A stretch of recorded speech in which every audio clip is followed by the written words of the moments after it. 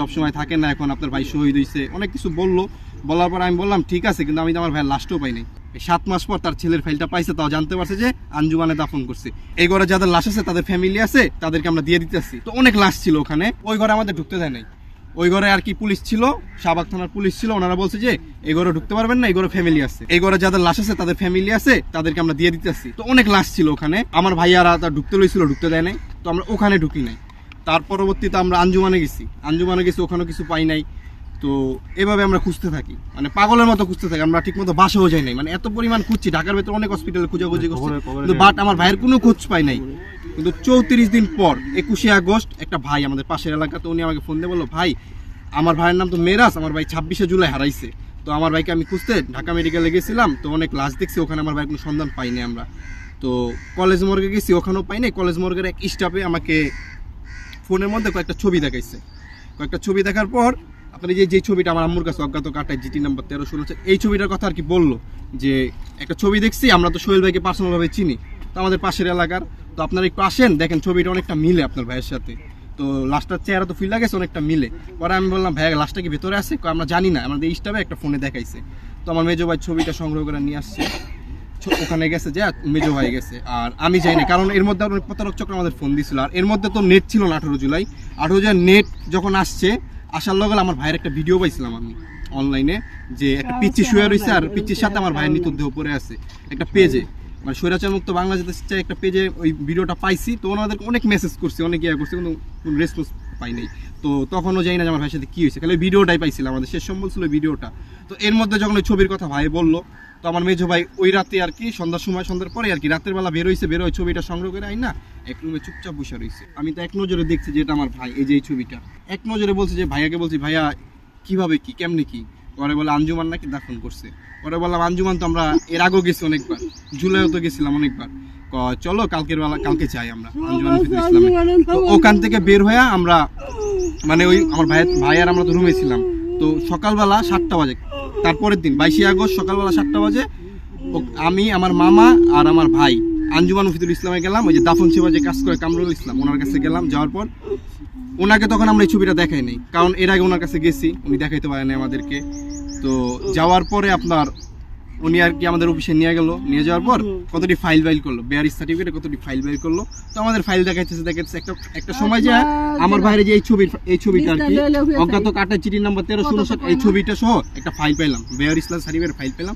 তো ওরা একটু সাইডে রাখলাম। রাখার পর উনি সব দেখাইছে, দেখানোর পর বললো যে এর আগে তো আপনারা আসছেন, কোনো লাভ হয়নি, কারণ আপনার ভাই তো কিছুই পান নাই, তাহলে একটা ফাইল সাইডে রাখছেন, এটা কেন সাইডে রাখছেন?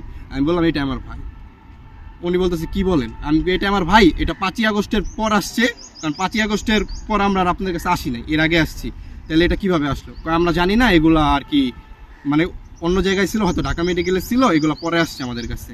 তো বললাম, এটা আমার ভাই। তো একটা খাতার মধ্যে তারপর লেখা দিল যে 23শে জুলাই ওনারা শাহবাগ থানার এসআই জব্বারের মাধ্যমে, সাবেক এসআই জব্বারের মাধ্যমে এই লাশ সহ আর অনেক লাশ আর কি নিয়ে এসে ওনারা দাফন করছে। লাশটা নিয়ে আসছে আঞ্জুমানে 24শে জুলাই রায়ের বাজার বুদ্ধিজীবী কবরস্থান, এখানে দাফন করছে।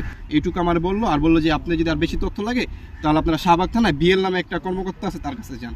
দোকান থেকে বের হয়ে আমি, আমার মামা আর মেজো ভাই বের হয়ে শাহবাগ থানায় গেলাম। শাহবাগ থানা যাওয়ার পর ওই বিএল যে ওনাকে ডাইরেক্ট আমি এই ছবিটা আর কি দেখালাম, এই যে অজ্ঞাত কাটে চিঠি নাম্বার 1316, বললাম যে এটার যে বেওয়ারিশ সার্টিফিকেট ওটা আমাকে দেন। তো উনি বললো যে আসেন, ভেতরে আসেন, আপনাকে দেখাই দিচ্ছি। পরে আমাদের একটু সান্ত্বনা দিল, মানুষ সবসময় থাকেন না, এখন আপনার ভাই শহীদ হয়েছে, অনেক কিছু বললো। বলার পর আমি বললাম ঠিক আছে, কিন্তু আমি তো আমার ভাইয়ের লাশটাও পাই নাই। আজকে যদি আপনার ছেলের লাশটা আপনি না পাইতেন, তাহলে কেমন লাগতো? পরে আমাকে অনেক সান্ত্বনা দেওয়ার, আমার ভাইকে মামাকে সান্ত্বনা দেওয়ার পর একটা রুমে বসানোর পর বললো যে এখানে সার্টিফিকেটে যা লেখা আছে আমি আপনাকে পড়া শোনাইতেছি। তো ওখানে লেখা ছিল আপনার 18 জুলাই, যেই রাতে আমার ভাই বাসার থেকে বেরোইছে, ওই রাতেই আর কি, ওই রাতেই যাত্রাবাড়ি কাজলা মহাসড়কে থানা অধীন তাকে টর্চার করছে, অনেক টর্চার করছে। টর্চার করার পর গানশট দিয়ে পিছন থেকে গুলি করছে, 3টা না কয়টা গুলি করছে এটা ওনারাও জানে না, ওনারা আর কি লেখে নাই, শুধু লেখছে গুলি করছে, পিছন থেকে গানশট দিয়ে গুলি করছে। আর তার শরীরে এত পরিমাণ ছোবড়া গুলি ছিল, যারা পোস্টমর্টম করছে তারা গইন শেষ করতে পারে নাই। তো এগুলো বলার পরে বললো যে তারপর নাকি ছাত্ররা, ওনার আর কি পালস লড়তেছিল, হার্টবিট ছিল, তারপর নাকি ছাত্ররা ঢাকা মেডিকেল নিয়ে গেছে, ইমার্জেন্সিতে ঢাকা মেডিকেল নিয়ে গেছে। নিয়ে যাওয়ার পর 11:45 মৃত্যু শনাক্ত হয়েছে, তাহলে হয়তো অবহেলার কারণে মারা গেছে। আর ঢাকা মেডিকেলের লোকরা তো বলেই যে তখন জীবিত কে আসছে মৃত কে আসছে আমরা বুঝতেই পারি নাই, অনেক লাশ আসছে আর তাদের অবহেলা অনেক ছিল। তো অবহেলার কারণে হয়তো মারা গেছে আল্লাহ জানে, আর আমার ভাই মারা গেছে ভাই জানে, আর যারা দাফন করছে তারা জানে। মাত্র 5 দিন, পয়েন্টে আসেন যে মাত্র 5 দিনে একটা লাশ কিভাবে দাফন করে। মাত্র 5 দিন পর 23শে জুলাই আঞ্জুমানকে দিছে, শাহবাগ থানার মাধ্যমে আঞ্জুমানকে দিছে। 24শে জুলাই রায়ের বাজার বুদ্ধিজীবী কবরস্থান দাফন করছে। এখানে 114টা কবর, 114টা কবরের মধ্যে আজও জানি না আমার ভাইয়ের কবর কোনটা। সমন্বয়ক উপদেষ্টা সবার কাছে গিয়েছি, কোনো ফায়দা হয় না, তারা শুধু আশ্বাস দিছে। এই আশ্বাস দিতে আজকে 8 মাস রানিং। শুধু আমার ভাই না, এখানে আরেকটা আপু আছে উত্তরার, তো ওনার হাজবেন্ডকে এখানে দাফন করছে, ওনার হাজবেন্ডকে মাত্র 2 দিন পর দাফন করছে। আর আমার অনুযায়ী, আমার নিজের অনুযায়ী আমি 10টা ফ্যামিলির খোঁজ পাইছি। আর অন্তর্বর্তী, আর এই আন্দোলনে অনেকে নিখোঁজ, এখন অনেকে নিখোঁজ, তার সাথে কিছু না কিছু তো হয়েছে। 2 দিন আগে একটা ফ্যামিলি আমার কাছে আসছে চুয়াডাঙ্গা থেকে, তার ছেলে নিখোঁজ। তো আমি তাকে আঞ্জুমানে নিয়ে গেছি, ওই দাফন সেবা যে কাজ করে কামরুল ইসলাম, ওনার কাছে নিয়ে গেছি। নিয়ে যাওয়ার পর কয়েকটা ফাইল দেখার পরে তার ছেলের ফাইলটা পাইছে। তাকে আমি কি সান্ত্বনা দিব বলেন? 7 মাস পর তার ছেলের ফাইলটা পাইছে, তাও জানতে পারছে যে আঞ্জুমানে দাফন করছে। এগুলা কি সরকারের উচিত ছিল না যে আজকে আমাদের ভাইদের রক্তের বিনিময়ে তারা গঠিত? তাদের তো উচিত ছিল যে 5ই আগস্টের আগে, কিন্তু এই কবরের কথা আমরা মিডিয়ার মাধ্যমে জানি, সবাই জানি মিডিয়ার মাধ্যমে এই কবরের কথা। তাদেরকে উচিত ছিল না যে 5ই আগস্টের পর তারা যখন গঠিত হয়েছে তাদের এই কবরগুলোর ব্যাপারে কাজ করা উচিত ছিল না?